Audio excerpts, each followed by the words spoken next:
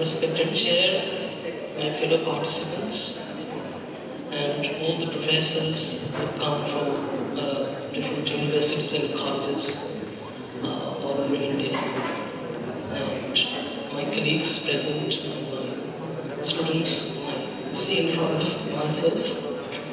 I feel honored to be a presenter here, particularly this seminar is organized by a college of which I was a student years back. And this is a college which I served in the capacity of part-time teacher for 3 years before I was absorbed at Mahishadar Raj College, my erstwhile institution.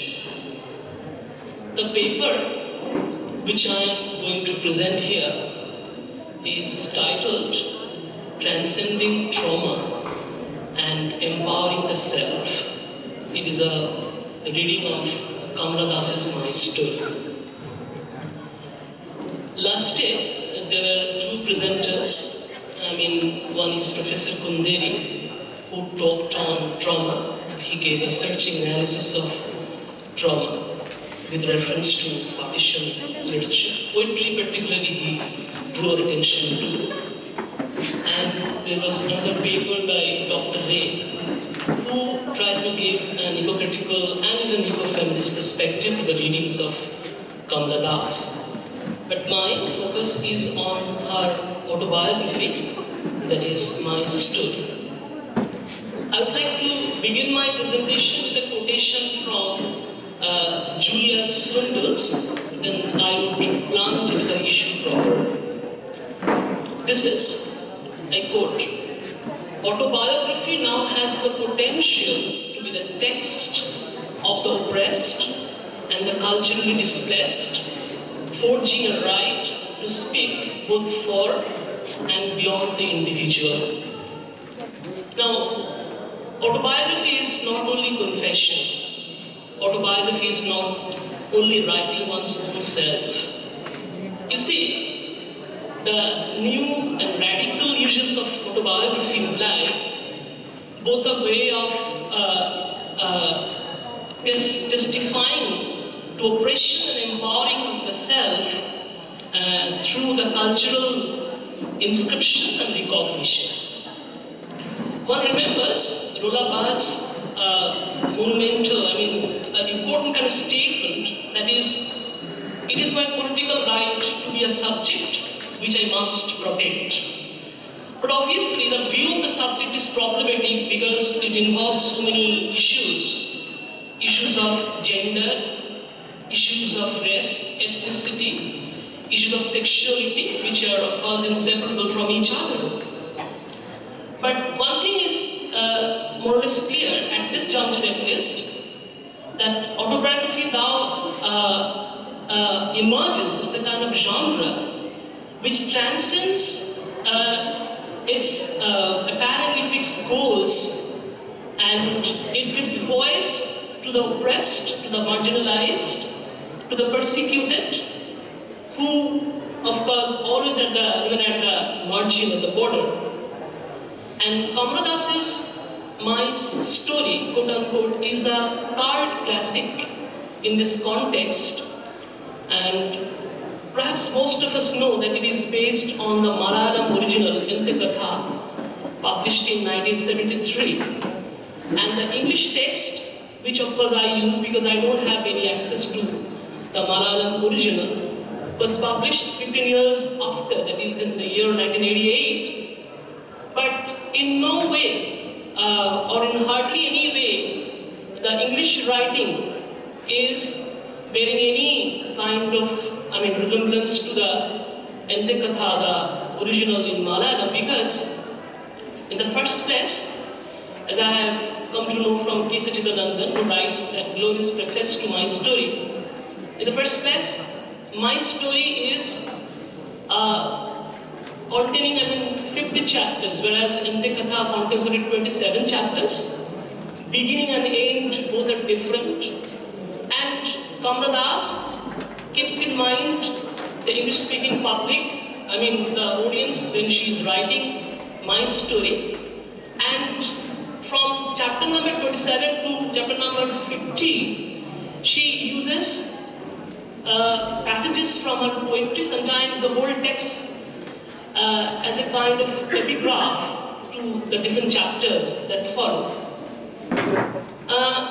But one thing is, when one reads Sachidanandan's Relocating My Story, a wonderful preface, one comes to know that this cult classic of Kamla Das inspired a whole bunch of writers in Kerala. I just mention the names because I don't know them.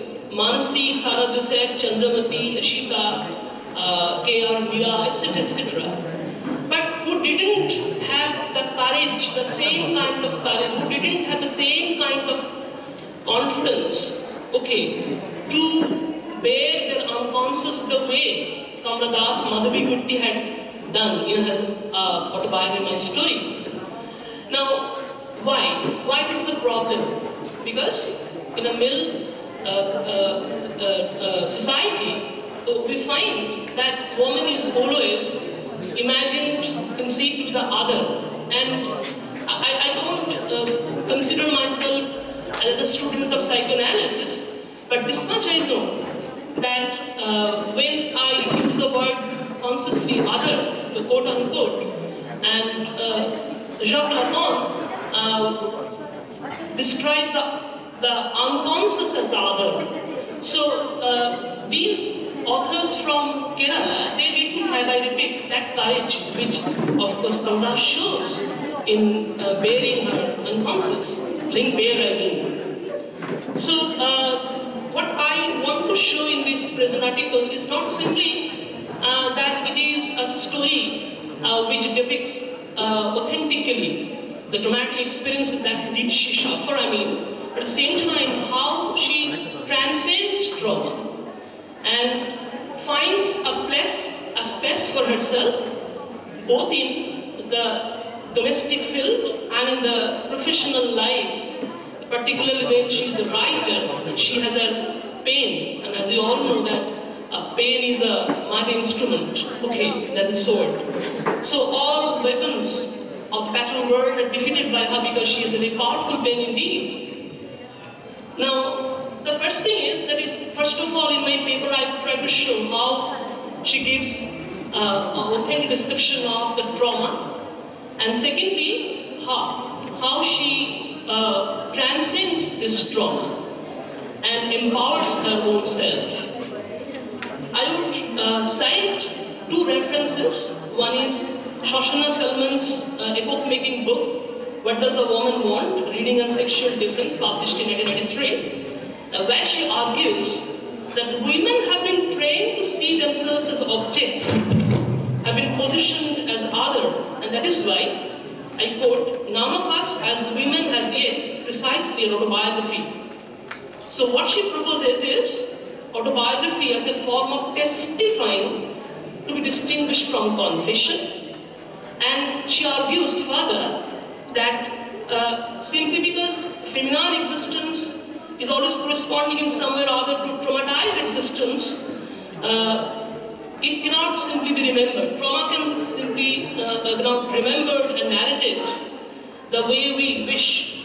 Okay, and in most cases, an autobiography written by a woman cannot give a completed statement or a totalizable account of the trauma that she wants to depict. I would cite certain passages from my story in order to show that Kamla Das certainly can give voice to her traumatic experience. First of all, we all know, because we may not all of have read my story, but we have read her poems, which often bear resemblance to her autobiography.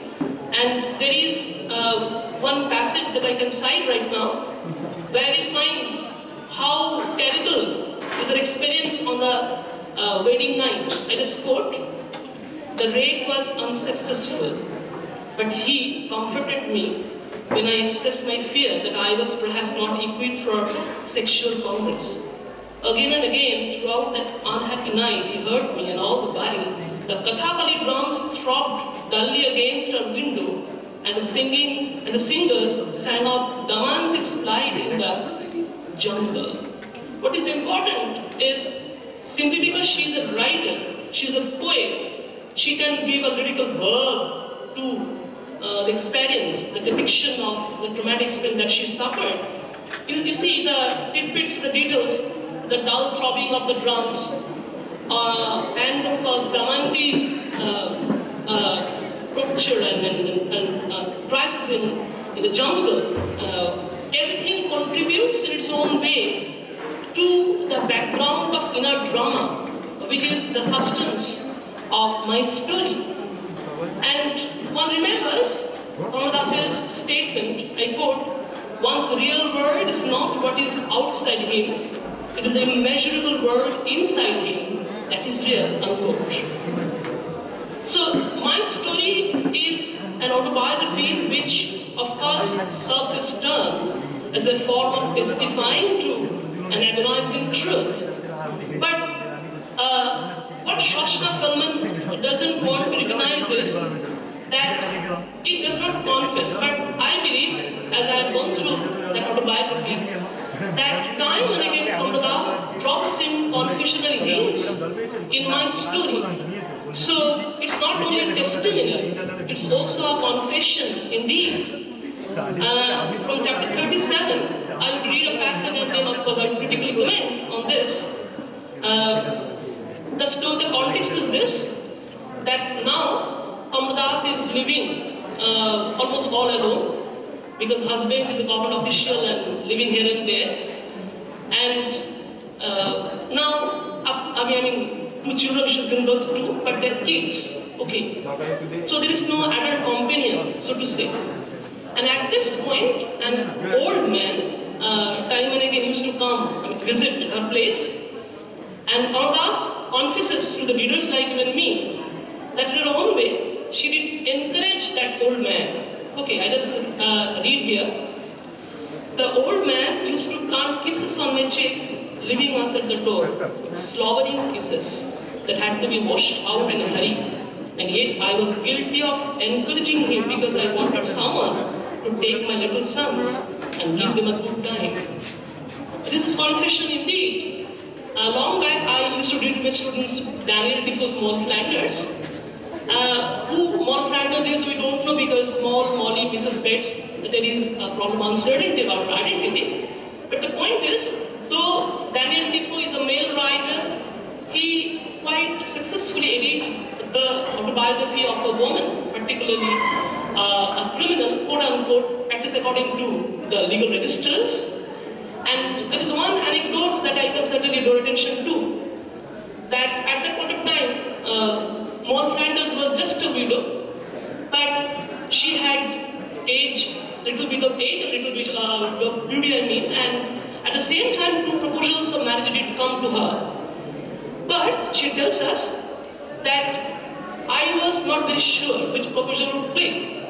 So I was playing with a bank clerk, one of the suitable bachelors, and as an angler plays with a trout. So Kamala Das here tells us that, okay, I gave that old man some sort of, scope, but one day what happened, he brought a pornographic book wrapped in yellow paper, and now the author tells us that I decided to end the friendship and no reasons were given. This is the point, certainly, which we can describe as a sort of dignified resistance, and as Shoshana Felman tells us, a moment which we can describe as, critically speaking, surprising eruption of the other, with capital O. Shoshana Felman's book gives us certain other vital points, which will be helpful for the reading of my story. Because last day, Professor Kunderi was talking about Holocaust, about war, and my story does draw attention to the Hindu-Muslim riots. It does draw attention to the war in the neighboring countries, because at that point of time there was a tension between Bangladesh and Pakistan, and the liberation of Bangladesh, I mean the war of liberation of Bangladesh was on. So it is a terrible kind of experience that she had to go through. I just read a passage here, just a couple of lines. She was on the terrain, no one was there beside her, and the Pak planes were circling in the sky. The darkness of the sky seemed almost damp, no star was visible. Then from the northwest rose 4 red lights. Behind them a pretty formation arrived, a few more red lights. I thought they were the Pak planes. I went to inform my family that the planes were near at hand. My son and my second son seemed panic-stricken. Within another minute, we heard loud bangs all around, and of course we believed that we are going to be bombed. Now what is important, the description of this Holocaust is indeed overwhelming, and to a certain extent it's very true, as Feldman argues, that it almost goes beyond the capacity to comprehend the gravity of the situation. But because she is an able writer, she can give an authentic voice to it. And at this point, another text regarding trauma, which I can cite, that is Trauma, Expulsions and Memory by Kathy Carriot, where Kathy Carriot argues that trauma is such a kind of thing, and the point is,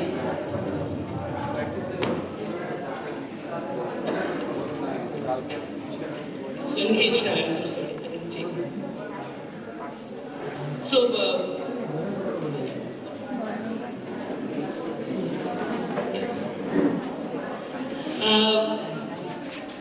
but at the point of time, all of a sudden, it dawned upon her that she is not simply a woman.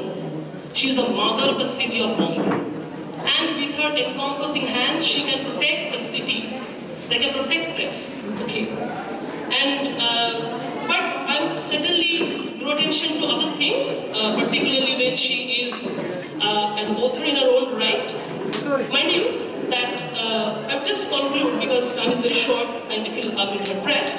The point is, I would talk about that aspect where she is, of course, emerging as a kind of woman, particularly in the professional field, because we all know that she is one of the greatest writers in the realm of Indian English poetry, but we don't know perhaps that she had to fight tooth and nail, okay, with the publishing world. 2 instances I'd like to draw attention to. First thing is, that is, when she used to, started writing to and contributed to Illustrated Weekly, she tells us that she suppressed her identity. She used to write on the name only K. Das, K. Das, because she had suspicion that the editor might not publish her works. So this is certainly a terrible point of gender discrimination to which she does her sensitive attention. Another point I must not, of course, forget to mention, that is, her father, V.M. Nair, was very authoritative, a man and very influential too, and he even gave the direction to the editor of Ente Katha to suspend the publication of my story, and even Ente Katha, but the author did not submit to the pressure tactics. The question is, with which I will conclude, where from did Kamla Das derive her courage? She herself writes that society might ask that how I become, or what I became, or how, what is the process? Because particularly when my parents were high principled, she answers, it is the authors. Authors like Chekhov, Flaubert, Maeterlinck, Catherine Mansfield, Virginia Woolf. In our honors days, we read texts by Catherine Mansfield, The Flag, and the important statement is there, never say die. So this is important, very important understanding of process my story. I just conclude with these words, that my story recounts the story of a radical and truth addict writer who became lonelier and lonelier as she wrote. And some readers liked her honest approach. Many others were scandalized. They couldn't seem to swallow it up. and they tried to fix a red brand on her face. But sometimes even she suffered from suicidal despair. But later on she realized that rest is a childish fancy, a very hunger. Dr. Bush? And yes, that was nice. And so, yes, the last point is, but she did not indulge in self-pity. She did not never sentimentalize, because she knew that writing is a province in which she can certainly flourish. Writing is a province in which she can find her own space, artistic space. Thank you so much.